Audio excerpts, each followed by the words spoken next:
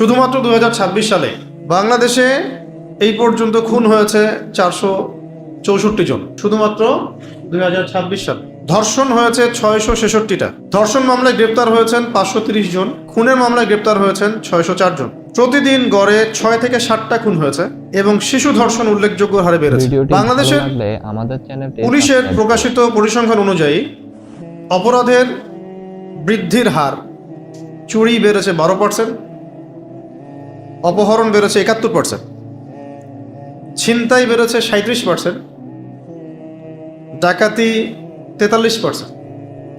মোট মামলা হয়েছে এই 2026 সালেই 1,81,737টা। খুন ইন টোটাল 3,786টা। সবচেয়ে উদ্বেগজনক বৃদ্ধি হচ্ছে অপহরণ, ধর্ষণ, চাঁদাবাজি, ডাকাতি এবং ছিনতাই। শুধুমাত্র ঢাকায় 107টা খুন, সারা দেশে 854টা। ঢাকার মধ্যে উল্লেখযোগ্য হারে বেড়েছে ছিনতাই, চাঁদাবাজি, গ্যাং, কিশোর গ্যাং, রাজনৈতিক সহিংসতা এবং ধর্ষণ। এ বিষয়ে 2025 সালের শেষ থেকে 26 সালের অভিযানে গ্রেপ্তার হয়েছেন 22,464 জন। আগ্নেয়াস্ত্র উদ্ধার 483টা, গুলি উদ্ধার এরকম 4,500, মোট আটক 64,000। আর অনেক তথ্য আছে, এগুলো বলা আপনাদের কাছে উদ্দেশ্য না, এগুলো বের করতেই থাকা যাবে। বলা উদ্দেশ্য হচ্ছে যে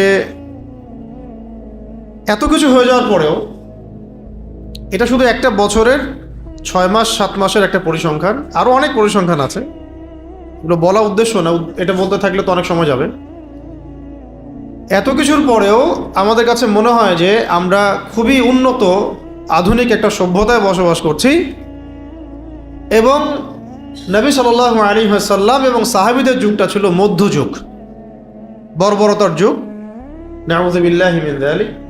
এবং আমরা এখন আছি খুব আধুনিক একটা যুগ, উন্নত সভ্যতায়। আমরা খুব ভালো সুফি, দরবেশ, আল্লাহর ওলি।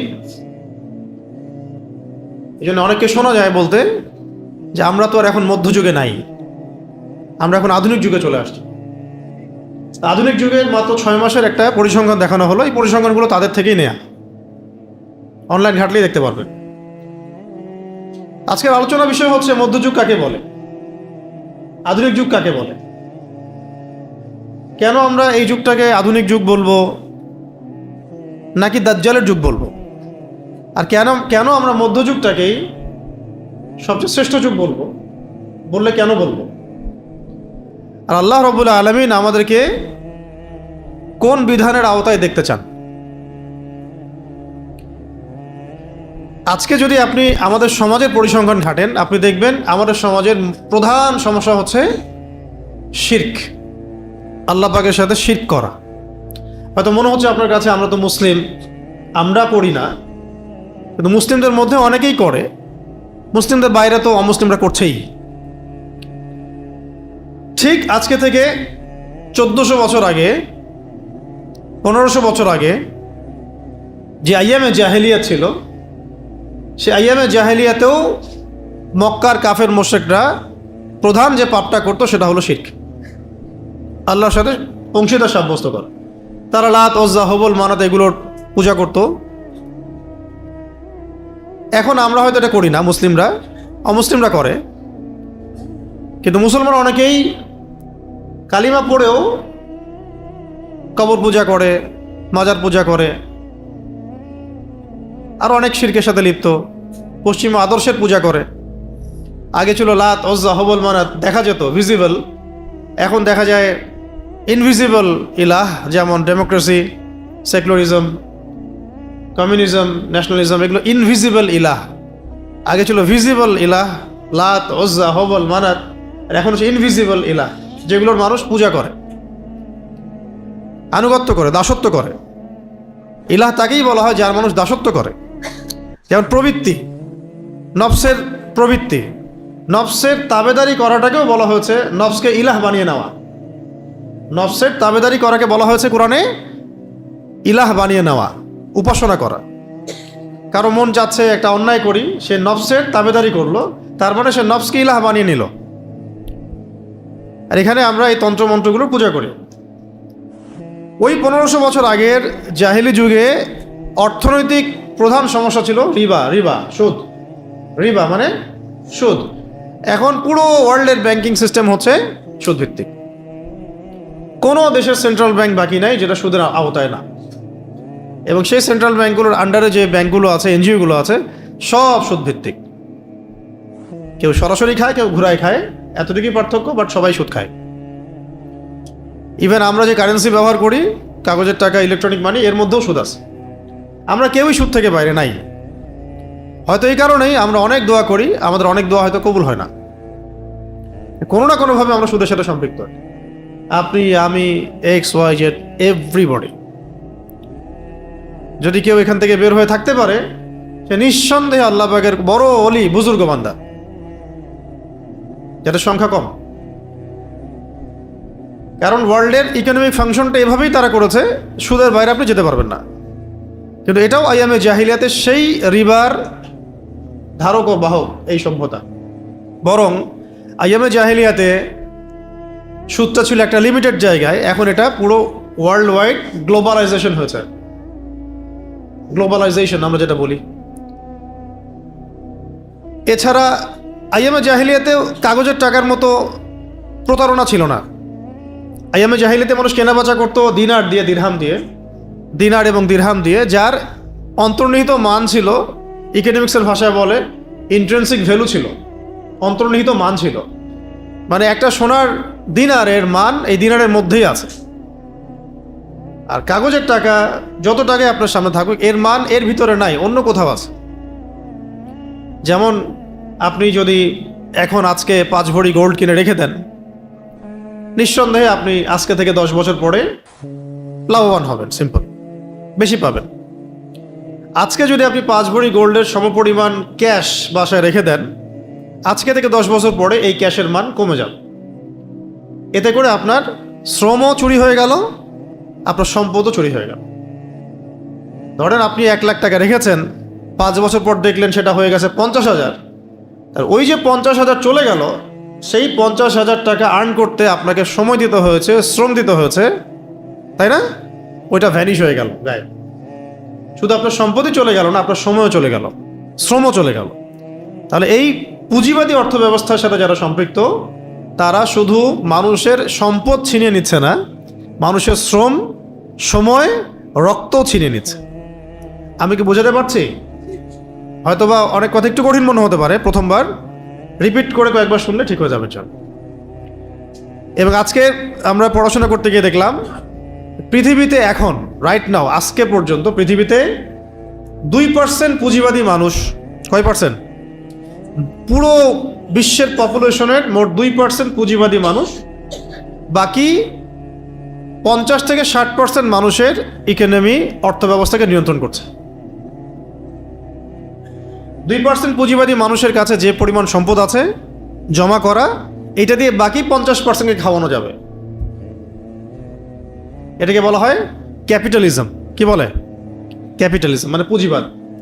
ইসলাম এখানে দিয়েছিল সাম্য, জাকাত, যে ধনীর কাছে সম্পদ আসলে গরিবকে দিতে হবে, তখন মার্কেটের মধ্যে সম্পদের ফ্লো সৃষ্টি হবে, সম্পদ হাত থেকে হাতে কনভার্ট হবে, সেও খাবে, আমিও খাবো, সেও পড়বে, আমিও পড়বো।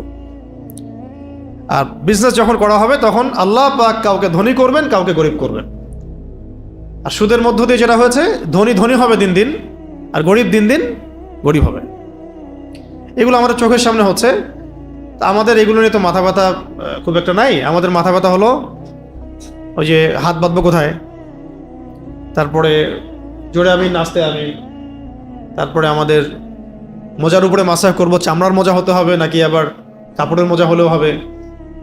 হ্যাঁ, আমাদের তো ইস্যু অনেক, কে কয়টা বিয়ে করলো, তাই না? কোন গণক কি বললো, কোন জ্যোতিষী কি বললো, এইগুলোই। তো এটা আসলে খুবই লজ্জার।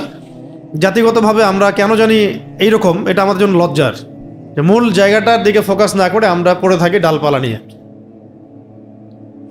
এই সুযোগে কাফের, মুশরিক, মুরতাদ, মুনাফিক, যারা ইসলামের দুশমন, এরা এমনভাবে আমাদেরকে এখন পেঁচিয়ে ধরছে, একটু পরেই বুঝতে পারবেন যে আমরা এখান থেকে এখন আর বের হতে পারতেছি না।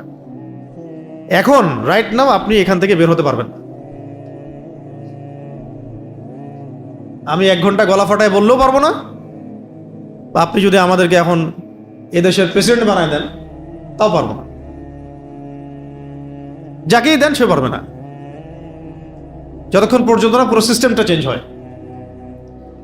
এখন আসেন, এই যে রিবার ফিতনা, এটাকে আল্লাহ পাক কি বলেছেন? আল্লাহ পাক বলেছেন, হে মুমিনরা শুনো, তোমরা আল্লাহকে ভয় করো, ওয়াযারু মা বাকিয়া মিনার রিবা, এই সুদের যে অংশটুকু আছে এটা ছেড়ে দাও। ইন কুনতুম মুমিনিন, যদি মুমিন হয়ে থাকো তাহলে ছেড়ে দাও। ওয়া ইল্লাম তাফআলু, তোমরা যদি সুদকে না ছাড়ো তাহলে ফাযানু বিহারবিন মিনাল্লাহি ওয়া রাসূলিহি, তাহলে আমি আল্লাহ পাক বলছেন আমার সাথে এবং আমার রাসূলের সাথে, মানে মুহাম্মদ সাল্লাল্লাহু আলাইহি ওয়াসাল্লামের সাথে যুদ্ধের ঘোষণা শুনে রাখ। কার কথা এটা? আল্লাহ পাকের কথা। সূরা বাকারা খুলেন, শেষের দিকে পাবেন। আবার নবীজি সাল্লাল্লাহু আলাইহি ওয়াসাল্লাম বলেছেন, কেউ যদি 1 দিরহাম সুদ খায় সে যেন 36 বার জিনা করবে। ভিডিওটি ভালো লাগলে আমাদের চ্যানেলটি এই এলাকায় যদি আপনি জানেন যে ওই ছেলেটা, ওই মেয়েটা 36 বার জিনা করছে, তার দিকে নিশ্চয়ই আপনি খুব ভালো চোখে তাকাবেন, তার বাসায় দাওয়াত খাবেন, তার সাথে আপনার মেয়ের বিয়ে তো দিবেন নিশ্চয়ই। কিন্তু বাস্তবতা তো হচ্ছে, ব্যাংকার দেখলে বিয়ে দিতে খুব মন চায় আপনাদের, তাই না? এটা বাস্তবতা। আর দিনদার ছেলে ফিরায় দেন, তোর তো কিছু নাই, টাকা নাই, পয়সা নাই, আমার মেয়েকে খাওয়াবে কি, ভাগ এখান থেকে, নাকি? আপনার এরকম না?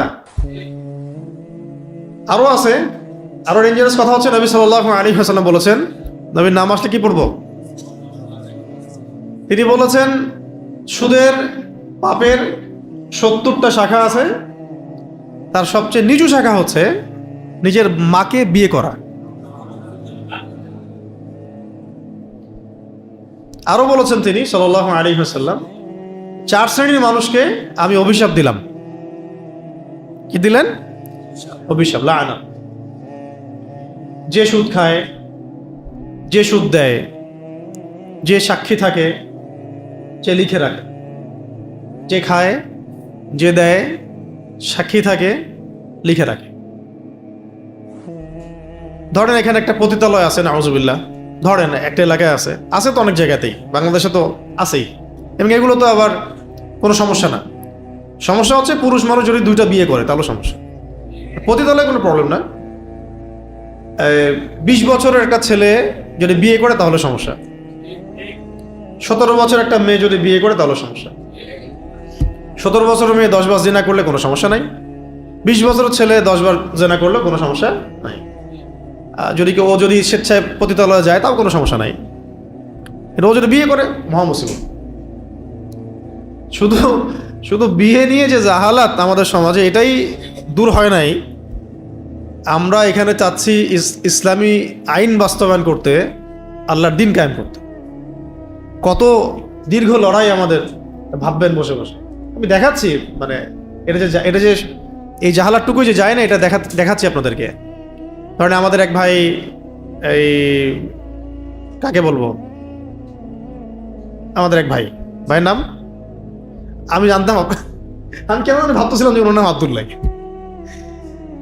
আব্দুল্লাহ ভাই, ধরেন আব্দুল্লাহ ভাইয়ের বয়স হচ্ছে 25, কত? ভাই বিয়ে করছে একটা মেয়ের বয়স 40 বা 45।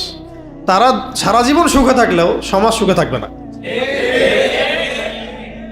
জাহালাত সমাজে কি জাহালাত, তাদের কোনো সমস্যা নাই, সমাজের সমস্যা, রাষ্ট্রের সমস্যা।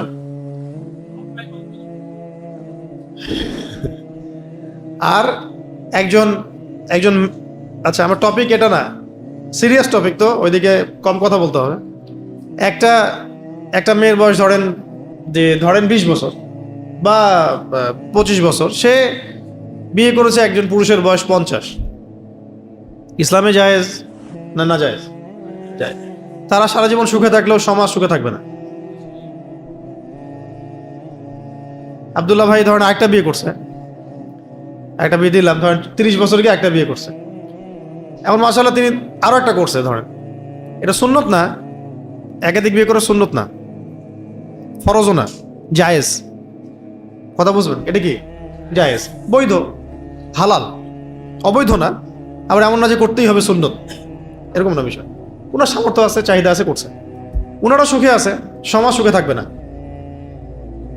ঠিক আছে।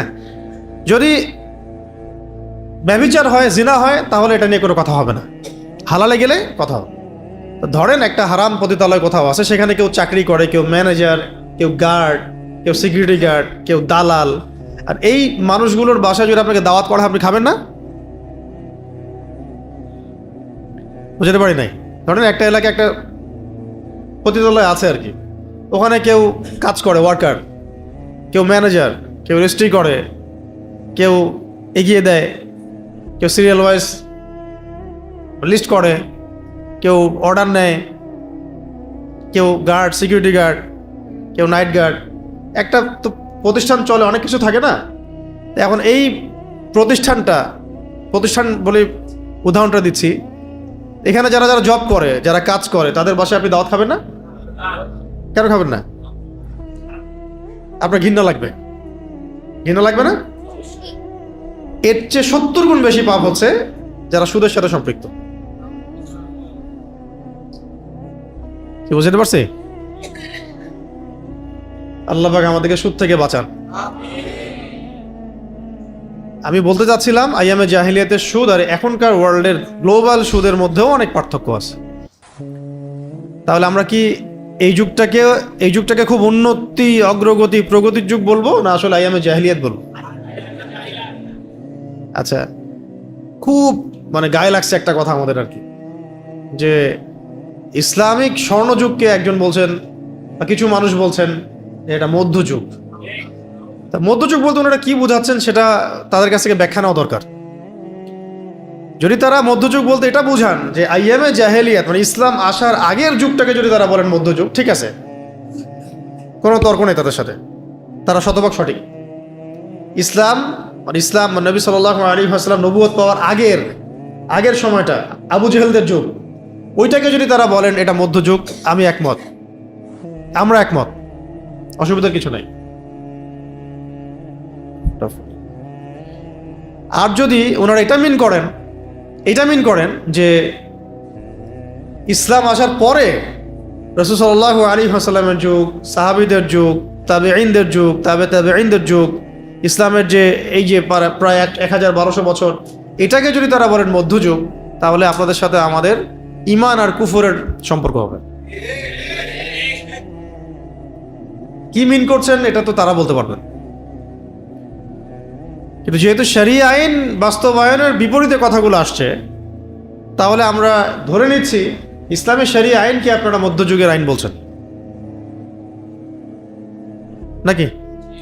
যেহেতু শরিয়া আইন বাস্তবায়নের বিপরীতে কথাটা আসছে, যেটা তো মধ্যযুগ না, শরিয়া আইন বাস্তবায়ন করতে হবে, তাহলে আমরা ধরে নিচ্ছি যে আপনার ইসলামিক লস, বিধিবিধানটাকে বলছেন মধ্যযুগের বিধিবিধান।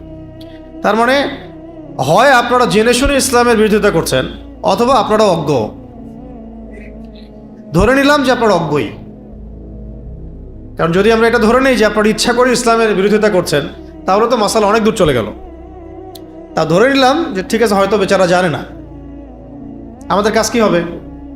জানানো। কি কাজ? জানানো এবং প্রমাণ করা যে ইসলাম সর্বযুগের জন্যে শ্রেষ্ঠ। ইসলাম চিরপ্রাচীন, চির নতুন, চির আধুনিক, এটা প্রমাণ করা আমাদের কাজ। আইয়ামে জাহিলিয়াতে দুটা ভাব পাইছেন, শিরক এবং রিবা। আরেকটা মহামারী ছিল আইয়ামে জাহিলিয়াতে, সেটা হলো মাদক। আর আপনি একটু নিজেরাই ভাবেন, এই এলাকায়, ঢাকার বাইরে, পুরো বাংলাদেশে মাদকের প্রভাবটা কেমন? খুব অল্প না বেশি? আমার তো মানে প্রত্যেক 10 জনের মধ্যে একজনকে পাওয়া যাবে যে মাদকাসক্ত। আল্লাহ ভালো জানেন। এবং এটা রাষ্ট্রীয়ভাবে হারাম না, রাষ্ট্রীয়ভাবে নিষেধ না যে কেউ মদ খেতে পারবে না, খাইলে শাস্তি হবে, এমন কিন্তু না। চাইলে আপনি খেতে পারেন, রাষ্ট্র আপনাকে বাধা দিবে না। দিবে? মদের লাইসেন্স আছে না, খেতে পারো। অথচ এটা আল্লাহ পাক হারাম করেছিলেন, আমরা হালাল করলাম। আল্লাহ হারাম করেছিলেন, আমরা কি করলাম? হালাল করলাম। আরেকটা সমস্যা ছিল আইয়ামে জাহেলিয়াতের আরেকটা বড় সমস্যা ছিল গোত্রীয় হানাহানি। গোত্রীয় হানাহানি এটা আমাদের ওয়ার্ল্ডে এবং এখনকার প্রেক্ষাপটে নাই। এটা এখন পলিটিক্যাল দ্বন্দ্বের রূপ নিয়েছে, সামাজিক দ্বন্দ্বের রূপ নিয়েছে, বৈশ্বিক দ্বন্দ্বের রূপ নিয়েছে। আমরা বুঝতে পারলাম এটাও যায়নি পুরোপুরিভাবে। আর একটা মারাত্মক সমস্যা ছিল, সেটা হলো জিনা, ব্যভিচার। জিনা, ব্যভিচার এটা আমাদের সমাজে কম না বেশি? ভিডিওটি ভালো লাগলে আমাদের যে চাচাদের দাড়ি পেকে গেছে তাদের সময় যতটা ছিল না, এখন তার চেয়ে 10 গুণ, 20 গুণ, 30 গুণ বেশি। বেশি না? এগুলো কমন, এগুলো আইয়ামে জাহিলিয়াতেও ছিল, এখন তো মহামারী। এছাড়াও আইয়ামে জাহিলিয়াতে এমন কিছু ছিল না যেটা এখনকার যুগে আছে।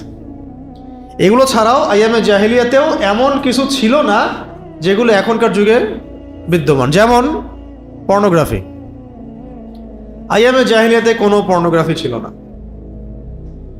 যে যুগটাকে আপনি সবচেয়ে বর্বর বলছেন, সবচেয়ে জঘন্য বলছেন, ওই যুগটাতেও পর্নোগ্রাফির মতো মারাত্মক অভিশাপ ছিল না।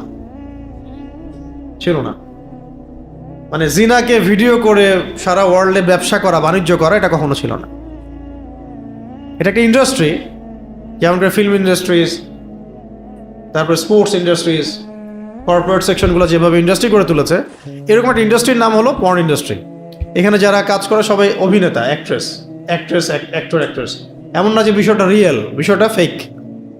শুটিং করা হয়, শ্যুট করে, এবং এটাকে এমনভাবে উপস্থাপন করে তারা যে মানুষের ভিতরে এটার মানসিকভাবে তাকে অসুস্থ করে ফেলা আর কি। যেটাতে এডিক্টেড হয়ে যাবে সে, এর মধ্যে মাদকের মতো পথ হারায় ফেলবে সে। এবং এই যে শিশু ধর্ষণ ইত্যাদি যে শব্দগুলো আসছে না, এটা তো সবাই বুঝি যে এটা তো আসলে বাস্তবিক না, পসিবল না। একটা মানুষের মধ্যে এরকম চাহিদা কীভাবে আসতে পারে? এটার মূল কারণ হচ্ছে মাদক এবং পর্নোগ্রাফি। সে মাদক গ্রহণ করার পরে এই মানুষগুলো আর মানুষ থাকে না, আর পর্ন এডিক্টেড হওয়ার পরে সে হিতাহিত জ্ঞান হারায় ফেলে যে সে কার সাথে কি করতে হবে। এই পর্ন এডিক্টেড একটা মানুষ, সে শুধু শিশু না, পশুর সাথেও জেনা করতে পারে, এটা করতে পারে। অবাক হওয়ার কিছু নেই। তার মানে বুঝলাম সব এই মানে ইবলিসের এজেন্ট, এর একই সূত্রে গাথা। এবং একটু পরে আপনাদেরকে বলবো যে এর পিছনে মাস্টারমাইন্ড হচ্ছে দাজ্জাল। এগুলোর পিছনের মাস্টারমাইন্ডটা হচ্ছে দাজ্জাল এবং তার অনুসারী যারা, এরা ওয়ার্ল্ডকে শাসন করতে চায়। এই জন্য তারা ওয়ার্ল্ডটাকে তাদের মতো করে সাজানোর চেষ্টা করেছে বিগত প্রায় 100-200 বছর থেকে। এবং তারা নতুন ওয়ার্ল্ড অর্ডার নিয়ে আসছে, যার মধ্যে মানব জাতিকে তারা নিয়ে আসছে জোর করে। এখান থেকে বের হওয়ার রাস্তা একটাই, সেটা হলো নবী সাল্লাল্লাহু আলাইহি ওয়াসাল্লামের সিরাত ছাড়া বের হতে পারবেন না। সিরাত, ইসলাম, কোরআন, সুন্নাহ, এর বাইরে মানবতার মুক্তির কোনো রাস্তা নাই। আইয়ামে জাহিলিয়াতে পর্নোগ্রাফি ছিল না, এখন সারা ওয়ার্ল্ড ওয়াইড। এবং এটাই হচ্ছে এই পাপগুলোর মূল কারণ। পর্ন সাইটগুলো বন্ধ না করলে রেপ বন্ধ হবে না। সেটা যে কোনো মাদ্রাসায় হোক, স্কুলে হোক, আর কলেজে হোক, কোনো জায়গায় বন্ধ হবে না। আপনাদের প্রশ্ন আসতে পারে যে এটা তো অনেক মাদ্রাসারও ঘটনা এমন। হ্যাঁ, হতে পারে। দেখেন, মাদ্রাসায় যারা এগুলোর সাথে সম্পৃক্ত হয়েছে তাদের সাথে পর্নোগ্রাফির সম্পর্ক আছে। সে পর্ন এডিক্টেড, এই কারণে সে মাদ্রাসাতেও এই কাজটা করছে। মাদ্রাসায় যে পড়ে সে কি মানে জৈবিক চাহিদা মুক্ত না? এবং সে হয়তো পর্ন এডিক্টেড, আস্তে আস্তে সে ওইটি কাজটা সামনে যাকে পাইছে তার সাথে করে ফেলছে। এটা বন্ধ করাটা জরুরি কাজ ছিল। এটা না বন্ধ করতে পারলে, সাইটগুলো বন্ধ না করতে পারলে এটা কখনোই বন্ধ হবে না। তারপরে মাদক, উন্মুক্ত মাদক রেখে দিলে মানুষ মাদক খাবে, হিতাহিত জ্ঞান হারায় ফেলবে, তখন যে কোনো পাপ সে করতে পারে। প্রবলেম একটা না, প্রবলেম এখানে অনেক। মাদক problem, pornography problem, free mixing problem, আইন না থাকা প্রবলেম, আইন বাস্তবায়ন না হওয়া প্রবলেম, দৃষ্টান্তমূলক শাস্তি বাস্তবায়ন না হওয়া প্রবলেম, অনেক প্রবলেম। এরপরে সামাজিক সচেতনতা আছে, আমাদেরও অনেক গাফেলতি আছে। সব কিছু মিলিয়েই সমস্যার গোড়া হচ্ছে আমরা পরিপূর্ণ ইসলামী শরিয়ার মধ্যে আসতেছি না। সমস্যা একটা ডালপালা নাড়াচাড়া করে সমাধান হবে না। যদি আগামী 7 দিনের মধ্যে এই ঘটনাটার, সাম্প্রতিক ঘটনার বিচার হয়ও, তার মানে এই না যে প্রবলেম সলভ হয়ে গেছে, বরং একটা প্রবলেমের সাময়িক সলিউশন আপনি দিয়েছেন। এরকম প্রবলেম বাংলাদেশে গ্রামে গ্রামে, শহরে শহরে আরও বহু আছে। এমন অনেক কিছু আমরা ভুলেও গেছি, অনেক কিছু আমরা জানিও না, অনেক কিছু মিডিয়াতে আসেই নাই, তাই না? এটা এত হাইলাইট হচ্ছে কেন? কারণ তার বাবা বলেছে যে আমি তো জানি যে আপনারা বিচার করতে পারবেন না। এই কথাটা তাগুদের গায়ে লাগছে। কথাটা 100% সত্য। কথাটা কি 100% সত্য যে আপনাদের কোনো রেকর্ড নাই এগুলো বিচার করার। এটা গায়ে লেগে গেছে, মিডিয়াতে এটা ফলো করে প্রচার হয়ে গেছে। এর আগে মাগুরার ঘটনা ধামাচাপা পড়ে গেছে, পড়ছে না? এরকম আরও শত শত ঘটনা ধামাচাপা পড়ে গেছে। হাদি ভাই গায়েব হয়ে নাই, ইস্যু নাই। আমাদের ঢাকায় বিমান ক্র্যাশ হয়ে গেল একটা প্রতিষ্ঠানে, এতগুলো বাচ্চা মারা গেল, কোনো আলোচনা আছে? এরকম একটার পর একটা ইস্যু আসছে, ধামাচাপা পড়ে গেছে। তো এটা হাইলাইট হওয়ার কারণ হচ্ছে আঙ্গুল উঠানো, প্রতিবাদ করা যে আপনারা পারবেন না, আপনারা পারেন নাই, আপনারা ফেইলার। ওটা গায়ে লাগছে, তো একটু নাড়াচাড়া হচ্ছে। এটাও হয়তো 2-1 দিন পর ঠান্ডা হয়ে যাবে, কিন্তু সমস্যা সলভ হবে না। এই সমস্যা থেকে আমি, আপনি, আপনার মেয়ে, আমার বোন, আমার মা, আমরা তো সেফ থাকতে পারবো না। আর সমস্যার শেকড়ে আমরা হাত দিচ্ছি না। শেকড়ে হাত দেওয়ার জন্য যে ওহির বিধান দরকার, যে দিন দরকার, যে আদর্শ দরকার, যে আইন দরকার, যে শরিয়া দরকার, এখানে আমরা আসছি না কেন? কারণ আমরা নিজেরাই চাই না যে আল্লাহর জমিনে শরিয়া আইন কায়েম হোক। শরিয়া আইন কায়েম হলে তো আমি সুদ খাইতে পারবো না, আমি তখন মদ খাইতে পারবো না, চুরি করতে পারবো না, পতিতালয়ে যেতে পারবো না, মদ খাইতে পারবো না, বারে যেতে পারবো না। আমাকে পর্দা করতে হবে, নামাজ পড়তে হবে, ইসলামী আইনে আসতে হবে। চুরি করলে হাত কেটে ফেলবে, মদ খাইলে বেত্রাঘাত করবে, জিনা করলে বেত্রাঘাত করবে, ডাকাতি করলে একদিকের হাত কেটে ফেলবে, একদিকের পা কেটে ফেলবে, খুন করলে কেসাস করবে, ধর্ষণ করলে প্রকাশ্যে গুলি করে মৃত্যুদণ্ড দিয়ে দিবে একদম। আমরা তো নিজেরাই চাই না যে শরিয়া আইন বাস্তবায়ন হোক, কারণ আমরা তো পাপ করতে পারবো না। শরিয়া আইন হয়ে গেলে আমরা তো নিজেরাই পাপ করতে পারবো না। মানুষ পাপের এক্সেসের জন্যই শরিয়া আইন চায় না আমাদের দেশে। কারণ আমরা এমন ইসলাম চাই যেটা একটু সুইট ইসলাম, মিষ্টি মিষ্টি। আর আমরা একটু ইসলাম পালন করব, আবার একটু অন্যায় করব, আবার একটু সুবিধা মতো কিছু ইসলামী বিধান পালন করব, আবার নিজে যেটা পারি না সেটা ইগনোর করব। এইভাবে চাই আমরা আনুষ্ঠানিক ইসলাম চাই, পরিপূর্ণ ইসলাম চাই না। এই জন্য আল্লাহ পাকের পক্ষ থেকে এই যে সিচুয়েশনগুলা, এগুলো আমাদের উপরে গজব, আযাব, জিল্লাতি, এগুলো আমাদের উপরে জিল্লতি, আযাব, গজব। এবং আপনারা ভাববেন না যে এটা শেষ হয়ে গেছে, ভাববেন না যে এটা শেষ, দরকার নেই। আপনারা ভাববেন না যে এটাই শেষ ঘটনা, হতেই থাকবে যতদিন পর্যন্ত না এই নেশন পরিপূর্ণ শরিয়া আইন দ্বারা পরিচালিত হয়। আর বলবেন যে, অনেকে বলবে যে এটাই কি একমাত্র সমাধান? শরিয়া আইন বাস্তবায়ন করাটাই একমাত্র সমাধান না। যাদের উপরে বাস্তবায়ন করব সেই মানুষগুলোকে আল্লাহর পথে নিয়ে আসাটাই সমাধান। দাওয়াতও চলবে, ইসলাহ চলবে, সংস্কার চলবে, তাসকিয়া চলবে, আবার আইনও থাকবে। তখন দেখা যাবে সব কিছু মিলিয়ে সমাজটা সুন্দর হবে। এটা নবী সাল্লাল্লাহু আলাইহি ওয়াসাল্লামের দেখানো পথ পদ্ধতি। আমাদের নবীজি কি শুধু আইনই বাস্তবায়ন করেছেন? মানুষকে দাওয়াত দেন নাই, ইসলাহ করেন নাই, বুঝান নাই? বুঝিয়েছেন, দাওয়াত দিয়েছেন, কাছে টেনেছেন, চিকিৎসকের মতো কাজ করেছেন। পরে যখন ক্যান্সার হয়েছে তখন অস্ত্রোপচারও করেছেন। যেখানে ক্যান্সার সেখানে কি করছেন? অস্ত্রোপচারও করেছেন। ওটা হলো ইসলামে হুদুদ, কিসাস এবং জিহাদ। এবার আইয়ামে জাহিলিয়াতে আপনি ট্রান্সজেন্ডার পাবেন না। আমি বলেছিলাম আইয়ামে জাহিলিয়াতে এমন কিছু নাই যেটা এখনকার যুগে আছে। আইয়ামে জাহিলিয়াতে কি নাই? ট্রান্সজেন্ডার নাই। আপনার সমাজে আছে, আমাদের সমাজে আছে। আইয়ামে জাহিলিয়াতে বিয়ে কেন্দ্রিক একটা জাহালাত ছিল না। 12 বছরের, 15 বছরের, 18 বছরের কোনো নারী বিয়ে করলে কেউ বলতো না যে সে বাল্যবিবাহ করছে। কমন ছিল ওই সময়। আইয়ামে জাহিলিয়াতে তালাকপ্রাপ্ত মেয়ের বিয়ে সহজেই হতো, একাধিক বিয়েও হতো সহজেই। আইয়ামে জাহিলিয়াতে মার্কেট প্লেস উন্মুক্ত ছিল, আমাদের এখনকার মতো সিন্ডিকেট ছিল না। আইয়ামে জাহিলিয়াতে ভাই, নিজের ভাই বা গোত্রের মানুষ, এলাকার মানুষ, গোত্রের মানুষ, সে যদি অন্যায় করত, পুরা গোত্র তাকে সাপোর্ট দিত। এত বন্ডিং ছিল তাদের মধ্যে। আর ন্যায় করলে তো কোনো কথাই নাই। যেমন নবী সাল্লাল্লাহু আলাইহি ওয়াসাল্লাম নবুয়তের দাওয়াতের কাজ করছেন, পুরা বনু হাশেম গোত্র তাকে সাপোর্ট দিচ্ছে। বনু হাশেমের সবাই ইসলাম কবুল করে নাই, কিন্তু তাকে সাপোর্ট দিচ্ছে গোত্রের কারণে। নবী সাল্লাল্লাহু আলাইহি ওয়াসাল্লামকে বয়কট করা হয়েছে 3 বছর। এই শিয়াবে আবু তলেবে পাহাড়ের নিচে তারা উন্মুক্ত একটা কারাগারের মধ্যে, বলা যায় উন্মুক্ত খোলা আকাশের নিচে তারা বসবাস করেছেন 3 বছর। তো বনু হাশেম, পুরা বনু হাশেম গোত্র নবী সাল্লাল্লাহু আলাইহি ওয়াসাল্লামের পাশে গিয়ে দাঁড়িয়েছে, আমরা তোমার সাথে আছি। এই বন্ডিং আপনি এখন ইসলামপন্থীদের মধ্যেই পাবেন না। এই যে বন্ডিংটা, এটা আপনি ইসলামপন্থীদের মধ্যেই পাবেন না। আর এখানে তো বনু হাশেমের সবাই ইসলাম কবুল করে নাই, অমুসলিম তারা। তখন তারা নবী সাল্লাল্লাহু আলাইহি ওয়াসাল্লামকে সাপোর্ট দিয়েছেন গোত্রের কারণে। আমার চাচা, আমার ভাতিজা, আমার মামা, আমার এই কারণে। এটা আইয়ামে জাহিলিয়াতে ছিল, এই যুগে পাবেন না আপনি। আইয়ামে জাহিলিয়াতে তারা যে জুয়া খেলতো, জুয়া তো খেলতো ওরা। তো এই জুয়ার টাকা দিয়ে তারা বহু মানুষকে উপকার করত। হ্যাঁ, ওদের মধ্যে এগুলো ছিল।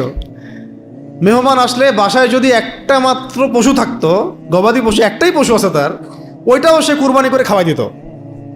আইয়ামে জাহিলিয়াতেও মানুষ এমন ছিল। আইয়ামে জাহিলিয়াতে সম্ভ্রান্ত বংশের কোনো মেয়ে কখনো জেনা করতো না। সম্ভ্রান্ত ভালো বংশের কোনো মেয়ে কখনো ব্যভিচার করতো না। যখন মক্কা বিজয় হয়ে গেছে, তখন নবী সাল্লাল্লাহু আলাইহি ওয়াসাল্লাম সবাইকে মাফ করে দিয়েছেন, বায়াত নিচ্ছেন। তখন আবু সুফিয়ানের স্ত্রী হিন্দা রাদিয়াল্লাহু আনহা, তাদের বায়াত নেওয়া হচ্ছে। তখন নবী সাল্লাল্লাহু আলাইহি ওয়াসাল্লাম বলছেন যে তোমরা আল্লাহর সাথে কাউকে শরীক করবে না, জিনা করবে না। যখন বলেছেন জিনা করবে না, তখন তিনি বলছিলেন যে ইয়া রাসূলুল্লাহ, সম্ভ্রান্ত বংশের কোনো মেয়ে কি জিনা করতে পারে? আইয়ামে জাহিলিয়াতেও তারা এটাকে বুঝতেন, যেটা তো কখনো সম্ভবই না। সম্ভ্রান্ত বংশের একজন নারী কিভাবে জিনা করতে পারে?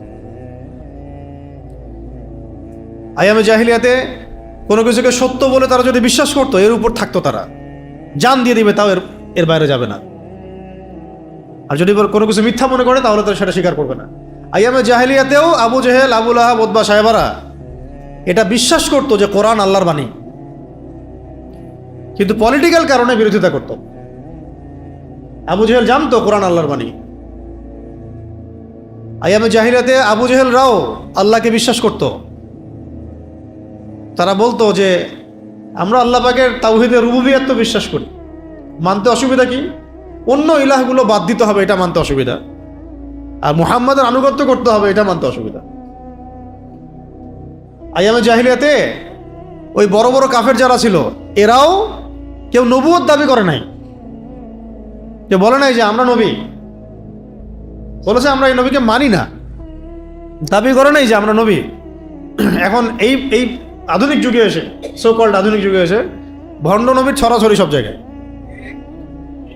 এবং ওই ভণ্ডদের সাথে আমরা ব্যবসা করি, বাণিজ্য করি, ওদের পণ্য ছাড়া চলে না। মানে এভাবে বলতে থাকলে আপনাদের আজকে রাত 12টা বাজবে। আর আমি এক কথায় বলতে চাচ্ছি, আইয়ামে জাহিলিয়াতে এমন অনেক কিছু ছিল না যেটা আপনি এখনকার ওয়ার্ল্ডে দেখতে পারবেন।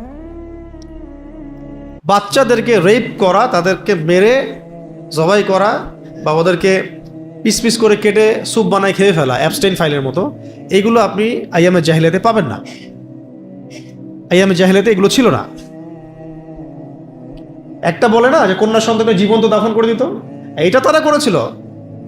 কেন জানেন কেন করেছে কন্যা সন্তানকে জীবিত দাফন? সমাজ নারীর অধিকার খর্ব করতে করতে করতে, মানে জিনা, ব্যভিচার, সম্পত্তি নাই, বিয়ে ভালো উন্মুক্ত বিয়ে নাই, নারীর ব্যাপারটা এত পেরেশানির হয়ে গেছে। বাবা মনে করতো যে এই মেয়েকে নিয়ে আমি সারা জীবন কি করব, এই মেয়ের নিরাপত্তা আমি কিভাবে দিব, এই মেয়েকে নিয়ে আমি কিভাবে চলবো সমাজের মধ্যে। যদি কালকে আমার মেয়েকে কেউ উঠায় নিয়ে যায়, অপহরণ করে, ডাকাতি করে, তাকে তুলে নিয়ে যায়, তাকে ধর্ষণ করে, আমি কিভাবে মুখ দেখাবো, কি করবো মেয়েটাকে? এই পেরেশানির চিন্তাগুলো থেকে মেয়ে সন্তান জন্ম নিলে তারা দাফন করে ফেলতো। এখন আধুনিক সমাজ, সোকল্ড আধুনিক সমাজে আইন শৃঙ্খলা পরিস্থিতি, ধর্ষণ, গুম, খুন, রেপ, বাচ্চা ধর্ষণ, এগুলো যেভাবে বাড়তেছে, অদূর ভবিষ্যতে তো আমাদের সমাজেও অনেক বাবা বলবে যে আমার মেয়ে সন্তান দরকার নেই, পুঁতে ফেলো এটা। আপনারা তো দিন দিন ওই জায়গায় নিয়ে যাচ্ছেন সমাজকে। আপনারা তো নতুন করে আবার ওই জায়গায় নিচ্ছেন সমাজটাকে। আর এইসব ইস্যুতে আপনি কোনো নারীবাদীকে পাবেন না রাস্তায়, কোনো নারীবাদী নাই। নারীবাদী কোনো সংগঠন, শাহবাগ, রাম, বাম, প্রগতিশীল কেউ নাই। এই কাজের চেয়েও যদি ছোট কোনো কাজও দাড়িটুপি বলা কোনো মানুষ করতো, এদের কাউকে বাসায় পাইতেন না, সব রাস্তায়। এখন এগুলো নাই। বুঝতে পারতেছেন যে আসলে সমস্যাটা কোথায়? এদের সবার সমস্যা ইসলাম নিয়ে। এরা ইচ্ছায় বা অনিচ্ছায় এরা সবাই দাজ্জালের অনুসারী হয়ে গেছে। শেষ জামানার সবচেয়ে বড় ফিতনা হলো এটা দাজ্জাল। সে বের হবে, সারা ওয়ার্ল্ডকে শাসন করবে ইহুদিদেরকে নিয়ে, এবং সে ওয়ার্ল্ডটাকে ওর মতো করে সাজাবে, ওর অনুসারীদেরকে দিয়ে প্রত্যেকটা জায়গায় সে শাসন করাবে। এ হচ্ছে এখন এইরকম একটা সমাজে, যেটা কথা আমি বললাম চাই আমি জাহিলিয়াতের মধ্যে, এমন একটা সমাজে নবী সাল্লাল্লাহু আলাইহি ওয়াসাল্লাম যখন বেড়ে উঠতেছেন, তিনি নিজে কখনো কোনো পাপের সাথে সম্পৃক্ত হন নাই। মাসুম মিনান নাস, আগেও কোনো গুনাহ করেন নাই, পরেও কোনো গুনাহ করেন। মূর্তি পূজাকে ঘৃণা করতেন, বরং তিনি ওই সময় এতিমদের খোঁজ খবর নিতেন, বিধবাদের খোঁজ খবর নিতেন, মানে মুসাফিরের সাহায্য করতেন, দরিদ্র সাহায্য করতেন, আত্মীয়তা সম্পর্ক রক্ষা করতেন, মানুষের উপকার করতেন। তিনি পেরেশান থাকতেন যে মানুষগুলোকে কিভাবে আল্লাহর পথে বা ভালো পথে ফেরাবো। হেল্পফুল ফুজর তৈরি করলেন মানুষকে সঠিক পথে আনার জন্য, গৃহযুদ্ধ যেন বন্ধ হয়। এভাবে যখন তার বয়স 40-এ পৌঁছালো, এর মধ্যে তিনি বিয়ে করলেন, ব্যবসা করলেন, বিয়ে করলেন, স্ট্যাবলিশ হলেন। 40 বছর বয়সে আল্লাহ রাব্বুল আলামিন তাকে ওহী করলেন, ইকরা বিসমি রাব্বিকাল্লাযী খালাক, খালাকাল ইনসানা মিন আলাক, ইকরা ওয়া রাব্বুকাল আকরাম আল্লাযী আল্লামা বিল কলম আল্লামাল ইনসানা মা লাম ইয়ালাম। এখানে একটা পয়েন্ট হচ্ছে যে এই জাহেলি সমাজটাকে যে নবী আপনি পরিবর্তন করতে চাচ্ছেন, এটা মানুষের মস্তিষ্ক প্রসূত জ্ঞান দিয়ে, বিদ্যা দিয়ে, বুদ্ধি দিয়ে হবে না। ওই যে হেরা গুহায় নবীজি বসে থাকতেন, ধ্যান করতেন, আল্লাহকে ডাকতেন, ইবাদত করতেন, এটার অর্থ হচ্ছে নবী সাল্লাল্লাহু আলাইহি ওয়াসাল্লাম সমাজের এই অরাজকতার অবস্থা দেখে নিজেকে আলাদা করে রাখতেন, পৃথক হয়ে থাকতেন। ভাল লাগতো না তার কাছে সমাজের এই সমস্যাগুলা, অবস্থাগুলা। নিজে একা থাকতেন, হেরা গুহায় বসে থাকতেন, ধ্যান করতেন, আল্লাহকে প্রয়োজন। যে কোনো ওলামায়ে কেরামের কাছে যান, তার এই কথাই বলবেন। ওই সময় মদিনা আইন নাজিল হচ্ছে যে এখন যদি কেউ কাউকে অন্যায়ভাবে হত্যা করে, তাহলে হত্যার বদলে হত্যা করবে। এটাকে কি বলে? কিসাস। কি বলে? কিসাস। ওই যে আমরা সূরা বাকারায় পড়ি, কুতিবা আলাইকুমুল কিসাস, কুতিবা আলাইকুমুল কিসাস ফিল কতল, আল হুররু বিল হুররি ওয়াল আবদু বিল আবদি ওয়াল উনসা বিল উনসা। কুতিবা আলাইকুমুস সিয়াম তো আমরা নিয়েছি ঠিকই, ওই সূরার মধ্যেই আছে, ডানে বামে কুতিবা আলাইকুমুস সিয়াম, তোমাদের উপর সিয়ামকে ফরজ করা হয়েছে। তো রমজান মাসে মাশাআল্লাহ বাংলাদেশে সবাই রোজা রাখে, মুসলিমরা বেশিরভাগই। ওইটারই সামনে আছে কুতিবা আলাইকুমুল কিসাস, তোমাদের উপর কিসাসকে আমি ফরজ করেছি। এটা যে ফরজ, এটা আমাদের অনেকে জানেই না। তো সেই আল্লাহ পাকই ফরজ করেছেন, যে আল্লাহ পাক রমজানে রোজা ফরজ করেছেন। আবার আরেকটু পিছনে গেলে আবার পাবেন কুতিবা আলাইকুমুল কিতাল, তোমাদের উপর যুদ্ধকে ফরজ করেছি। ও তো আলোচনাই নাই। আমরা পয়লা বৈশাখে বানাবো, হাতি ঘোড়া, এগুলা বানাবো আর কি। যখন অন্যান্য দেশ বানায় মিসাইল, আমরা বানাই হাতি ঘোড়া। ওটাই নাকি প্রোগ্রেস, ওটা ওদের প্রোগ্রেস। আর হুজুররা তো দেশটাকে পিছাই দিল, তাই না? হুজুররা দেশটাকে পিছাই দিল না, তো ভাষা তো ওদের এরকমই আর কি। তো এখন কুতিবা আলাইকুমুল কিসাসে আসেন, এটা কোথায় ফরজ হলো? মদিনা না মক্কায়? মদিনায়। কারণ এখানে আমাদের রাষ্ট্র আছে, আমাদের সবকিছু আমাদের কন্ট্রোলে। এখানে আল্লাহ পাক আমাদেরকে আইন দিচ্ছেন একটা একটা করে। কুতিবা আলাইকুমুল কিসাস, তোমাদের মধ্যে কেউ যদি কাউকে হত্যা করে অন্যায়ভাবে, এটা কিসাস করতে হবে, মানে হত্যার বদলে হত্যা। আল্লাহ পাক আইন দিলেন, জিনা যদি কেউ করে এখন মদিনায়, তাহলে 100টা বেত্রাঘাত করবে। কয়টা? 100টা বেত্রাঘাত করবে। এই আইনটা কি ইহুদিদের জন্য প্রযোজ্য না মুসলিমদের জন্য? ওই মদিনার মুসলিমদের জন্য আইনটা আল্লাহ পাক দিচ্ছেন। কেউ যদি ইহুদি ধর্ম থেকে এসে বলে যে আমাকে এই আইনে বিচার করেন, সেটা অন্য ইস্যু। কেউ যদি বলে আমি ইহুদি ধর্ম ত্যাগ করে মুসলিম হলাম, আমাকে এখন এই আইন দ্বারা বিচার করেন, সেটা অন্য ইস্যু। যদি কোনো বিবাহিত ব্যক্তি ব্যভিচার করে, বিবাহিত কোনো ব্যক্তি যদি ব্যভিচার করে, তাহলে তাকে কোমর পর্যন্ত পুঁতে পাথর নিক্ষেপ করে রজম করবে। তাহলে অবিবাহিতর জন্য একটা আইন, বিবাহিত হলে আরেকটা আইন। এগুলো কিন্তু আল্লাহ পাকের আইন। ঠিক যেমন নামাজ পড়তে হবে। ভিডিওটি ভালো লাগলে আমাদের চ্যানেলটি সাবস্ক্রাইব করতে ভুলবেন না।